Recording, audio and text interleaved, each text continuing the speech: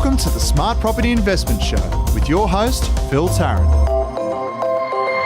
Okay, everyone, welcome to the Smart Property Investment Show. Thanks for tuning in. We're going to continue a little bit on from a chat we had about 3 or 4 weeks ago when I asked my accountant, Munzrul Khan, into the studio to talk about our property portfolio and how we have grown it over time. And make sure you go back and listen to that episode. I think it was about number 49 by memory or thereabouts, but just search on iTunes and SoundCloud and you'll be able to track it down. We tagged it as a special episode because it went for about 40 minutes or so, which is twice as long as what we normally do. But a lot of people have written in asking more questions about my portfolio, and I promise that we will cover them off at a point in time very soon. As you all know, we're going through a bit of a buying process right now, so it'll be all intertwined within that.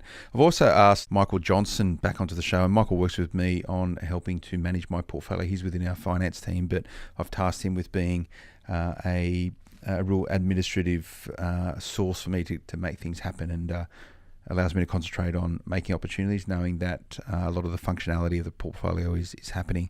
I thought, and I was chatting to Munzrul the other night about how we can prepare for this particular podcast, and I sort of asked him to just give me a bit of an idea about his client base. So Munzrul, as you'll know, if you've listened to the podcast we did a little bit recently, is a property investor himself and has a sizable portfolio. He's been at it for about 16 years or so, I think, by memory. But he works very closely with investors, and Munzrul's a very good accountant, both from a commercial perspective for people running businesses, but also from the perspective or the angle of for property investors.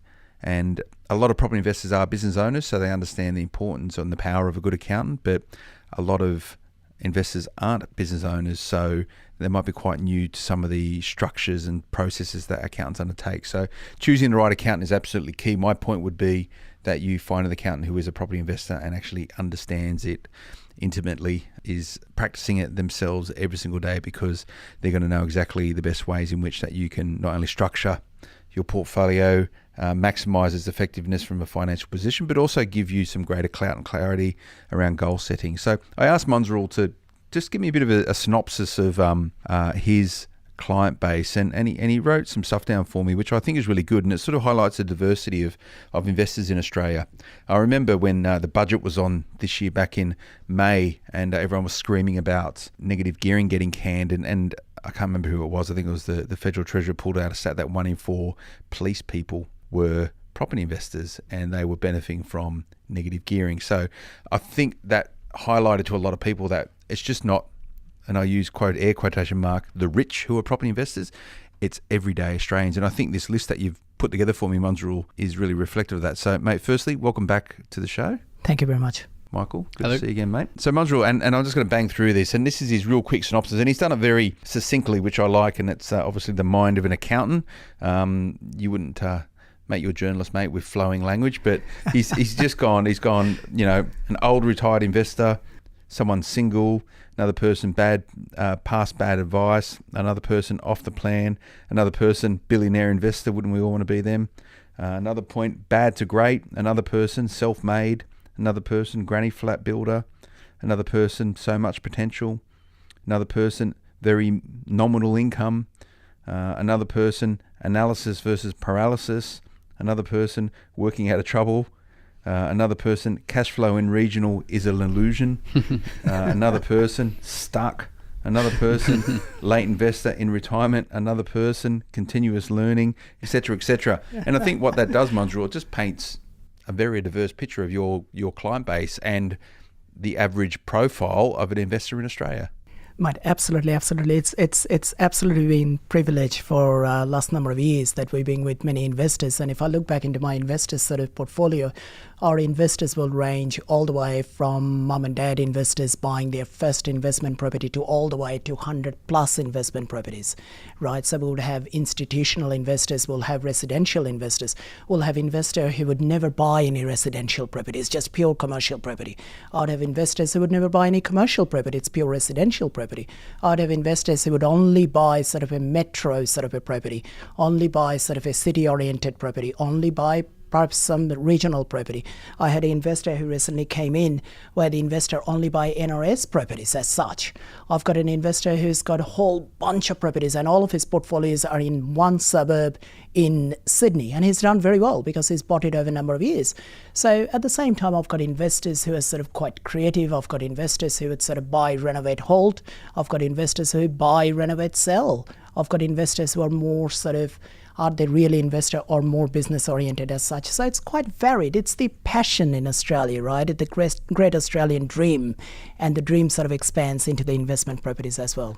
So when you look at the people who you support, and let's be clear, people pay you a fee for advice. You're an accountant, so these people are your clients. So everyone needs to file a tax return with the tax office from a personal level every single year, and property investors, as part of that, if they're investing in their own names, that will be part of it, or if they're investing via trusts, it'll be a business-orientated relationship with that.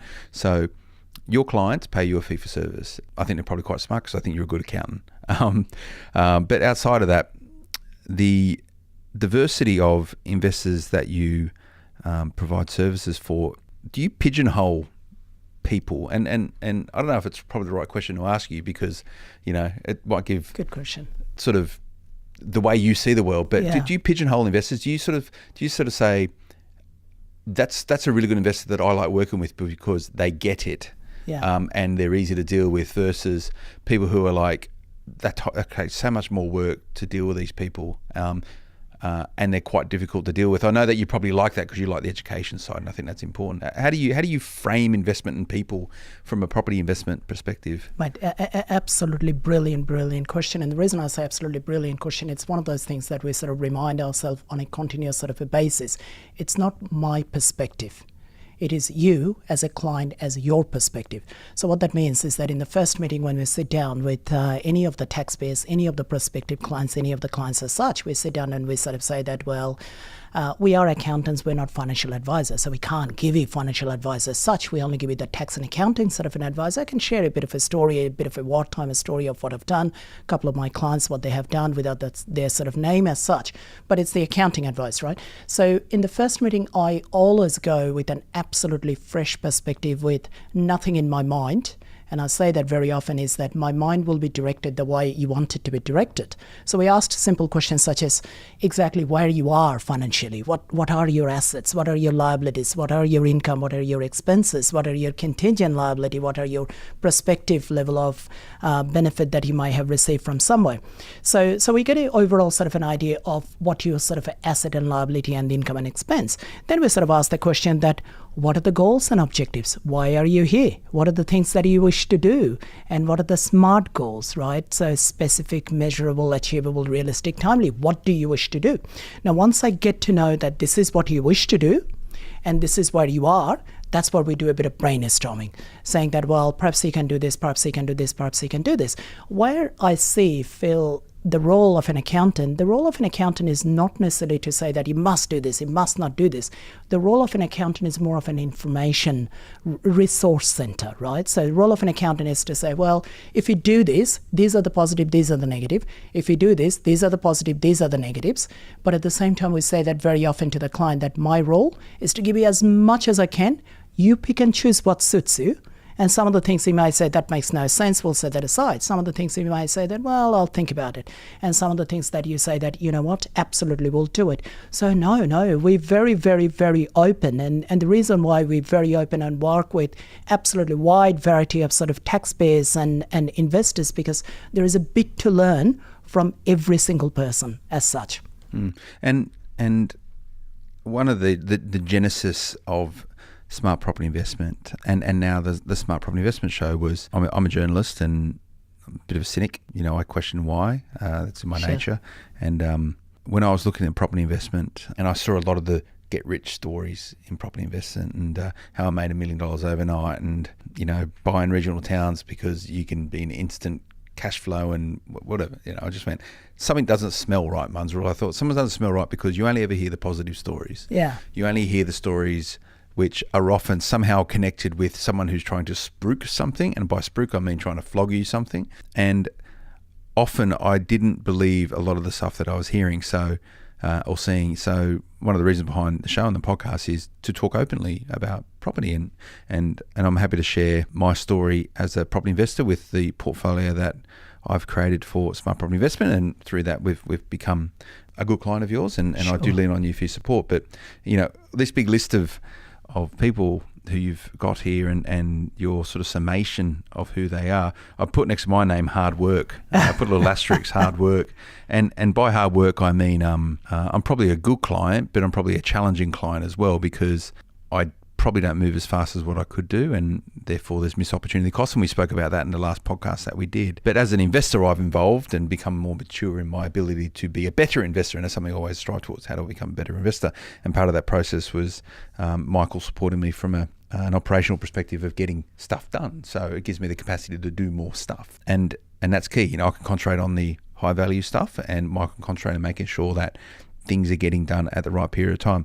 Am I a hard work client? And what I'm trying to do here is trying to have a bit of a perception of self-awareness. Now, am I a hard client, number one? And number two, how do other people actually understand whether or not they're the sort of client that a accountant and or a buyer's agent and or a mortgage broker would want to have? How do you be a good client, essentially? Look, it's very philosophical, this. It's very philosophical. Yeah. And the question that you asked, that are you a sort of a hard client? And the answer is no. And the reason why the answer is no is that it's not so much in terms of me, what I consider about yourself. It's me to put myself into your sort of a perspective. I know that you do want to have investments. I know that you do want to expand your portfolio. But at the same time, I do also understand that you've got a whole lot of other sort of business affairs as such. You've got a whole lot of other sort of your priorities as such. So what I see my role is that consistently stay with you along the way, without, I suppose, invasion as such, but consistently stay with you, and at the same time to make you achieve, which in your own mind that you want to achieve, but perhaps sometime it doesn't happen. A common thing that I sort of see all the time is that the business entrepreneur and the leader of a group, and I'll say that very often, when you're the business entrepreneur, you're the ultimate leader as such. Do you look after yourself as much as you look after the entire sort of an organization as such? And very often, with the risk of being quite generic, very often is that business owners, they themselves put them at the lower of the priority. Is the entire business and everything else comes in as the high priority. This is where my role is. My role is to come in and say that, well, your business is important. Of course it's important. It gives you the cash flow, it keeps you running and all the rest of it. It's exciting, brilliant. We make the deals as such.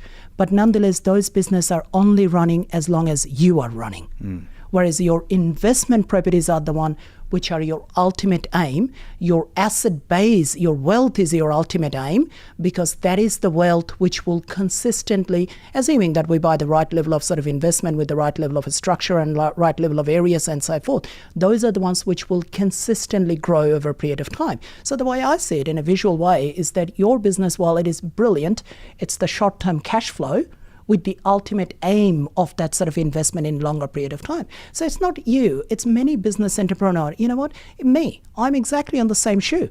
I look after everyone else's tax return, and my own tax return, I always do it at the very last day. I remember last year I've lodged my return at about 11:50 at night, on the night when it was due. So I think we are all guilty. Yeah, we are all guilty. It's it is philosophical, but the classic question I could ask you, Munzrul, is how do I find the right accountant? Sure. And you just got to Google it, right? And smartpropertyinvestment.com.au will come up, where we say, here are the points that you need to think about when you're assessing whether or not X accountant is the right accountant for you and your property investment.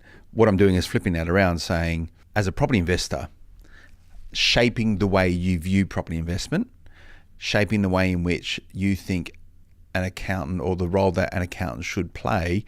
How can you be a better investor by thinking differently about the accountant and the role that they play? And a point I would make sort of under that sort of thesis is around goal setting. And I know whenever we catch up, one of the first conversations we have, it's generally a rehash on goal setting, and you'll try and keep me accountable on the goals that I've created based on dialogue I've had with you. You haven't told me, Phil, these are your goals. No. go away and do it. It's No. I've realised or rationalised these goals. Yeah. You've helped me realise what they are, and then we will reflect on those goals and perhaps shape them into the future. So me as a property investor, one of the big steps was, how can I get my accountant to add greater value to me outside of the fact of he does my tax return? Sure. And I don't think a lot of investors think that way. Is that a fair... Yeah, absolutely. It's a very, very, very fair question, because what is the right accountant? Who is the right accountant, right? I mean, the question by itself, I suppose, perhaps whether it's relative. But the comments which sort of comes into my mind is that an accountant, number one, that you can speak to. So number two, that you can relate to. More importantly, an accountant who is experienced. Yes, of course, technical experience with all the tax rules and it's being given, it's need to be there. But an accountant who sort of to some extent is specialized into an area of your interest. So me as an example is that if you ask me about shares and debentures and rights and all this exciting thing, I'd say, Phil, I listen to Peter Sutzer every night, but I don't have any knowledge. I don't have any practical knowledge because I don't do that, right? So you need to find the right accountant in your investment journey as such. And you also need to find the accountant who's sort of passionate about it. So it's not just doing it as such, it's that he's doing it, he's in there, his own games are in there, and he's passionate about it.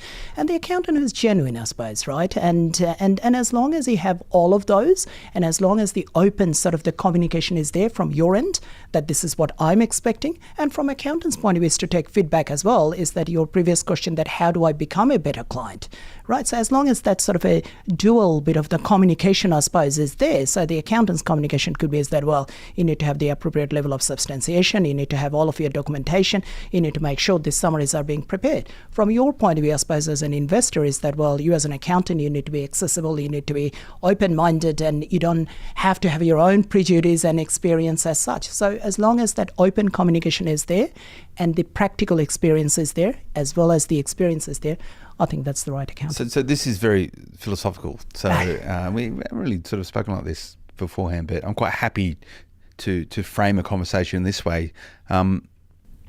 Is it incumbent on the accountant to evolve the sophistication of the investor, or is it incumbent on the investor to make sure that they find an accountant who can do that? I think it's both, and I think it's continuous journey, and I think it's being continuous learning as well. I think it's about being privileged. From my point of view, is that when I sit down with every single investor, whether it is someone who's 21 years old or someone who sort of has done it as a generation-wise, I take that not as being given. I take that as being a privilege. I enjoy that bit of the journey, and I enjoy a little bit of what you've done, how you've done, and this as such. So, and from clients' perspective as well, that while your accountant may be many years of experience and so forth, but it still keep the accountant accountable. Challenge him the question. So I've got this doctor client as an example. The doctor client came in, and in day one, I still remember that I sat down with the gentleman and I said, I love getting challenges. So ask me any difficult question, and I might not know the answer. And very often I would not know the answer. And more I don't know the answer, better it is. I'll go back and do the research and come back with the answer.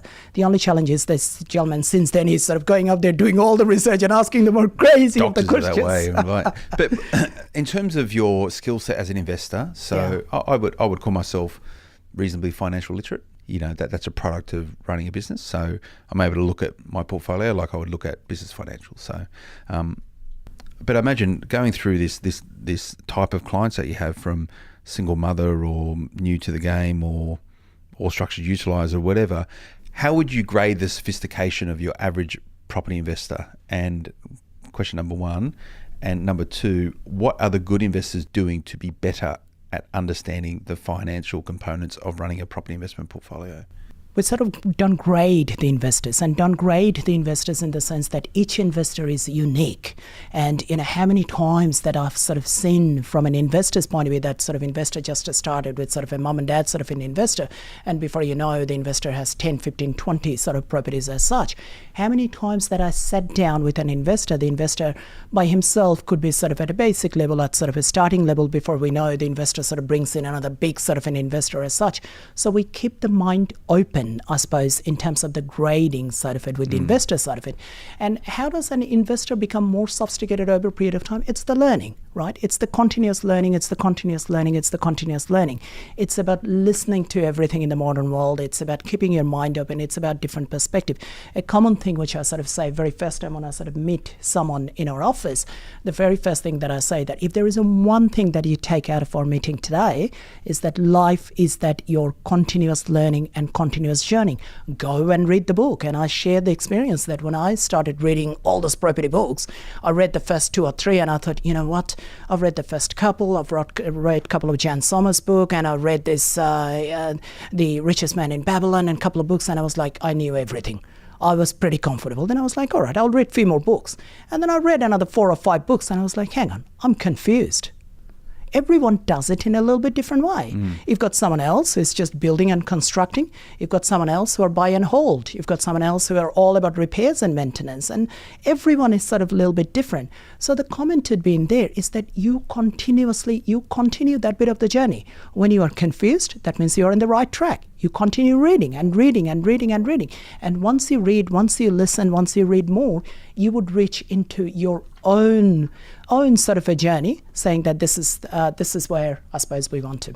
So top education resources outside of the Smart Property Investment podcast, Jan Sommer's books, classic. Definitely, and if there is one book that one sort of read, I suppose, is The Richest Man in Babylon that I found, and it's a book where there are knowledge within the knowledge. You read it for the first time and you sort of understand. It's like a parable, isn't it? It is. Yeah. And you read it for the first time and you sort of say, well, it's all common sense, and it is all common sense, and that's the beauty of that knowledge, that it is all common sense. So more you read, if you read second time and third time and fourth time, that's where the knowledge sort of expands. And then there is the whole lot of other authors, right? So you sort of look through Michael Yardney and Steve McKnight and Margaret Robert Lomas' stuff is Kiyosaki very and so good. forth. Yeah, so there is Margaret Lomas. There's a whole lot of books, and a whole lot of books from Margaret Lomas as well. And there's a whole lot of magazines, and mainly the Smart Property Investment. That's good, Monzo. That's good. Do you reckon, Michael, you're a recent accounting graduate? Mm-hmm. Are they teaching accountants at university this sort of stuff? No, definitely not. Do you think they should? I think they should. I think you do get a brief introduction to trusts and those sort of structures, but nothing to the level that I've been exposed to here. I think it's really important when people get into this sort of thing is you sit down and you actually learn, as Manjul was saying. I've learned an incredible amount of knowledge over the past year, by just listening to conversations. As this conversation here, I'm learning so much as we go along. I think it's really important just to, again, just take a step back and really just soak it all in, because there's so much complexity. And at the end of the day, though, if you're just paying attention, it's not that hard. It's quite simple. But when you look at it from the outside, there's a lot of information. So I think it's just really important to, take a step back from all that and just really pay attention. I think the point, and this is what you're alluding to, is if you're choosing an accountant, let's stay on the theme, how does an investor find the right accountant? It's a blend of hard and soft skills, right? So the hard skills is what you would expect an accountant to do, and that's to give you good advice around the stuff that they can give you advice on. Sure. And that's tax compliance, all this sort of stuff. And it's the soft skills. So being able to build rapport, have a dialogue, have some level of connection, which makes it a pleasure to be able to work with your accountant so you can achieve those goals that you realise. That's right. And we spoke really quickly about goal setting beforehand, Manjul. Let's just drill down on that, because we're running out of time really quickly. How do you set goals? Okay, why have goals, and then why do you set them? Why have goals? How do you set them? I'm a strong believer of saying that the energy that we have are quite unlimited, of all of us. It's about how do we divert that bit of energy with a very specific sort of a goal as such. And very often the success comes in because of that mindset. It's your mind. You build that bit of wealth in your mind before it becomes crystallized, I suppose, in the open world. So goal setting is very important for a number of reasons. Goal setting is very important because I say that very often if people are not as successful, very often they're not as successful because they're not very clear in their own mind what they want to achieve. They've got a whole lot of diversity of different options, right? So that's why I'm a big fan saying that you set up your goal. It's not an accountant to set up a goal. Accountant will facilitate you. as setting up your goal, but you as a client, you set up your own goal with your personal circumstances. So I'm a big fan of saying SMART goals, right? So specific, measurable, achievable, realistic, timely. What is your goal? What do you wish to achieve? So I ask that question all the time, right? And I hear that from clients, I would like to go into holidays once in every year and would like to retire in next 2 years. And then I sort of say, all those good. Let's try to quantify. What does that mean? What does that mean in terms of your net passive income that you need to reach into that bit of the lifestyle that you wish to? And what's the overall gross asset, I suppose, you need to achieve it to reach into that bit of the net, sort of the ongoing positive cash flow as such? What's the time frame that you would like to achieve, right? And then we discuss a little bit, is it really realistic as such? So once we set up those goals, then it is very important that, in my view, is that you write down the goals. And I use that analogy, that write down the goals, leave it somewhere where the goals stare at you. You can't hide away the goals. So from my point of view, as an example, I do yearly sort of goals, and I'll leave them in my office. And once in a while I look into it, I was like, oh, okay, I better run a little bit quicker. So it makes you more accountable in terms of the goals. You write it down, you make it specific. Don't make it overly complicated. You know, I sit down with people who's got like about 25 goals. Then it becomes all that many goals that you can't remember what those goals are. So maybe about 5 goals, maybe about 7 goals. Build a sort of a yearly goal and build a sort of a longer term goal. And on a very consistent basis, go back to that goal over and over. Track it down. Accountability. How are you achieving those goals? And then once you have done it, you look back and you say, wow, enormous what I've achieved. And I've achieved simply because I've focused my energy. We had a young guy on the show a month or so ago now, probably episode 45 maybe. Check it out. And I think he'd been reading a lot of invested a lot of time in reading like self-empowerment type books, that sort of education, YouTube stuff. And he was a salesperson as well. So, you know, he's a really, really good podcast guest. He was a talented bloke, and he had a really good story. But he wrote, every morning when he woke up, he wrote his goal down on a piece of paper. Yep. And then every night before he went to sleep, he wrote his goal down on a piece of paper. And he's only 28 years old, this guy. Brilliant. And I asked him, what are your goals about? And he said they were mainly financially orientated. He's not they weren't like family goals or whatever, because he's a young bloke. I think he's single. But he was so religious about his goal setting that every night before he went to bed and every morning when he woke up, just to frame him correctly. And he was a property investor, had 6 properties in 2 years or something. So I think that was a really good point, and sort of very much, maybe that's a bit overkill, but it works for him. But the whole idea of writing your goals down and reassessing and refining them, because whatever it takes to keep you driven. It's about driving yourself a little bit sort of faster, right? And it's about driving yourself a little bit faster, but at the same time, it's about having a little bit of fun as well along the way, right? So the goals that you create, it's not about someone else's goal, not about someone else, not about someone else's goals. It's your goals, and it's not a race with anyone else. It's a race within yourself. It's about sort of taking a step back, saying that, you know what, 2 things. One is that I have sort of achieved the best that I could have done with my life. And at the same time, I had lots of fun as well. We've got to finish up. I'm getting a wind up from Adam, our producer here. I got three things here, real tangible. I want like a 20-second response from you, Manzarul, and you only get 20 seconds. This is staying on the thing about your accountant, right? How often should you speak to them? On an ongoing basis. How often should you see them face to face? Depending on the volume, at a bare minimum, on a quarterly basis. Okay. How much should you pay them? How do you know if you're getting robbed? And a lot of people will switch accounts because they think they're paying too much. Ideally, and I don't want you to tell me how much you charge me or anything, but how do you work it out? Ideally, you should be sitting down with your accountant and receive a fixed cost indication with quite clear sort of an identity of what you're sort of expecting with the accountant. In our case, we always do that. And if that sort of the fixed cost is being provided, then there is no sort of a fee negotiation. And you'll be fair to the accountant, as the accountant will be fair to yourself in an ideal world. But many accountants, they charge on an hourly basis, and then ask them, what's the hourly basis that you sort of are charging, and when you're charging and how you're charging. It's about making it fair from both ends. So we're on a fixed cost thing with you, and that was when we sat down, you said, Phil, here's all the things I'm going to do, and here's all this thing associated, and this is how much it's going to cost you. And I went, that's fine, that's cool. Sure. And that's the basis that we work on, and that works quite well, but there's also other ways you can do it. And I guess this sort of comes down to the last part of this line of questioning. How do you know whether or not your accountant is adding value to you? Good question. How do you know where an accountant is adding value? Ask question around and see that what else sort of other accountants are sort of achieving, and challenge your accountant a bit. That I've heard this, I've read this, I've done this, and he would fill it, along the way. Good. Thanks, Monzrul. I really enjoy your insights, mate. Thank you very much. You're going to have to come back. Our new regular guest on the show, Monzrul, looking after all things finance. So really good, mate. For our listeners, any questions around accounting, it can be as boring as talking about the specifics of trust structures through to the more interesting stuff like goal setting.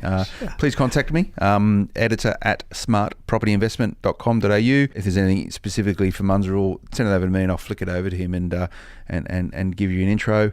Michael, thanks, mate. Thanks. Really good. Good to have you on the show, sort of talking about good money. Fun. Good fun. And for our listeners who are quite used to very tangible investor stories with investors young and old, if this particular podcast hasn't appealed to you because it's been a little bit more sort of theoretical or philosophical, don't worry, we'll be back with more of that next time around. But I think it's often good to think a little bit laterally about property investing, so getting away from numbers and actually looking at how people are adding value to your journey to wealth creation. So you should be asking yourself these questions around whether or not the people who is working with you are adding value to what you're trying to do. Whether, number one, you like working with them and you enjoy their time and spending time with them as you go through this path. That's really important. If it's just a mechanical relationship that you reluctantly want to have with them, I'd look at reassessing that for sure. But Monzrul touched on it. You got to have fun with this. It's not all numbers. Numbers are key, but you want to be enjoying it as well, and you enjoy working with people that you typically respect and have fun and commonality with. So make sure your property A team, your investment A team, buyer's agent if you use one, accountant, which you should use one, a financial planner if you have one, mortgage broker, make sure they see the world the same way as you and you actually enjoy working with them as you create wealth, because it's not always rosy, property investing. Sometimes it gets a bit tough. You might have people, you might be struggling in terms of finding tenants. You might have a number of vacancies. Things might get tight. There might be other things happening within your life which is going to influence how your portfolio is performing. So it's good to have people on side who you know and trust are going to support you through the good times and the bad times. So get in touch. Remember to check out smartpropertyinvestment.com.au, all the social stuff. You can follow me on Twitter @PhilipTarrant. And thanks for tuning in. We'll see you again next week. Bye-bye.